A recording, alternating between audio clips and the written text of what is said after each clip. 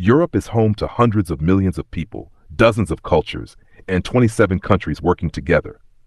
But when decisions need to be made across the European Union, who is involved? Who brings new ideas forward? Who debates them? And who gives the final approval? The process often begins with the European Commission.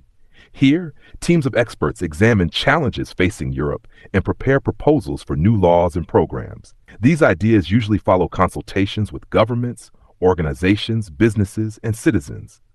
One example is the proposal for the Digital Markets Act, which introduced new rules for large technology companies operating in Europe.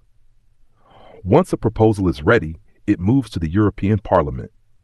Members of the European Parliament are elected directly by citizens across the EU.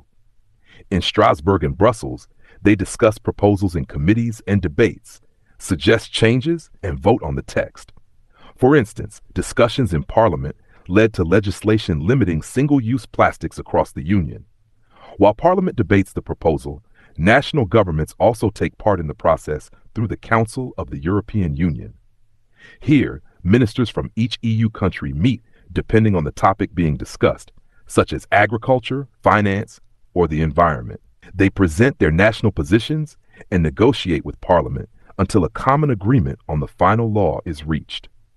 Alongside this legislative process, the European Council brings together the presidents and prime ministers of EU countries. Their meetings focus on broader priorities and long-term direction for the Union, addressing issues such as economic strategy, migration, energy security, or climate commitments. Once laws and policies are in place, their interpretation may sometimes lead to disagreements. In such cases, the Court of Justice of the European Union, based in Luxembourg, examines the issue.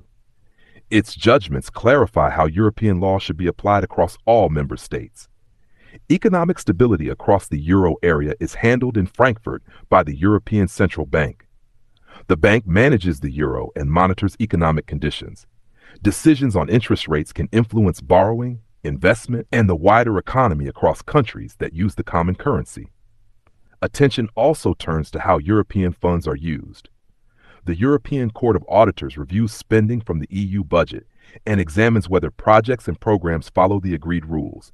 Its reports provide insight into how European public funds are used across different sectors and regions. Through this chain of proposals, debates, negotiations, legal interpretation, and financial oversight, the institutions of the European Union contribute to decisions and policies that affect life across the continent. If you are interested in discovering new ways to better understand EU legislation and principles, and in exploring how citizens can take a more active role in Europe's democratic life, follow the Understanding EU project, co-funded by the European Union.